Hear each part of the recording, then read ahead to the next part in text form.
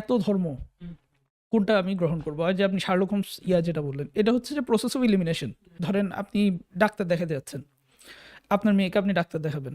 এখন আপনার সবার প্রথম, অনেক তো ডাক্তার আছে, তা আপনার প্রথম কনসেপ্টটা থাকবে যে না, তার মিনিমাম এমবিবিএস পাস হইতে হবে।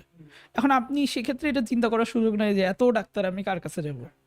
আপনি প্রথমে চিন্তা করলেন যে তার এমবিবিএস পাস করতে হবে, তাহলে কিন্তু কোয়াকরা বাদ পড়ে যাচ্ছে। আপনার প্রতিটা কোয়াক ধরে ধরে দেখতে হচ্ছে না যে কোন কোয়াক ভালো।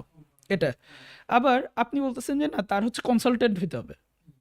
কনসালটেন্ট হইলে কিন্তু যাদের কনসালটেন্ট না, মানে যারা পোস্ট গ্রাজুয়েশন করে নাই, তারা কিন্তু বাদ পড়ে যাচ্ছে। সেরকম আপনি দেখবেন না যে ওই এমবিবিএস রাখতে ভালো না, সে এমবিবিএস রাখতে ভালো, এরকম। এরপর আপনি দেখবেন যে মানে কার রেপুটেশন আছে যে he is good with kids, মানে বাচ্চাদের ক্ষেত্রে কে ভালো আচরণগতভাবে, এক্ষেত্রেও কিন্তু অনেক আবার বাদ পড়ে যাচ্ছে বিভিন্ন সাজেশন যখন আপনি পাচ্ছেন। তো এটা হচ্ছে প্রসেস অফ ইলিমিনেশন। তো উনি বলতেছেন, এই প্রসেসটাই বলতেছেন যে ধরেন আপনি যদি ফার্স্টে ধরেন চিন্তা করলেন যে স্রষ্টা একজন থাকা লজিক্যাল নাকি একাধিক থাকা লজিক্যাল। তা আপনি বললেন যে আচ্ছা না, স্রষ্টা একজন থাকা লজিক্যাল। সেক্ষেত্রে আপনি কিন্তু ওই যেগুলো মুশরিক ধর্মগুলোকে বাদ দিয়ে দিতে পারবেন, ওখানে কোনো প্রবলেম নেই। এরপর আপনি মনোথিস্টিক ধর্ম নিয়ে করতে পারবেন। তারপর হচ্ছে যে কোন জিনিসটা ধরেন স্রষ্টা যেই ডিরেকশন আমাদেরকে পাঠাইছেন, যে ওই ডিরেকশন কি দুনিয়ার কারো বিকৃত করার করা থাকা উচিত কিনা, যেটা কিনা আমাদের জন্য আলটিমেট সলিউশন।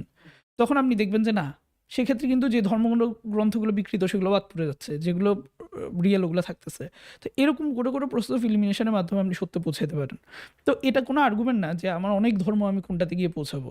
আপনি এইটা একটা পদ্ধতি যেটার মাধ্যমে আপনার প্রত্যেকটা ধর্মে গিয়ে গিয়ে দেখতে হবে না যে কোনটা সঠিক কোনটা ভুল, এরকম আপনি একটা পর্যায়ে পৌঁছাতে পারবেন।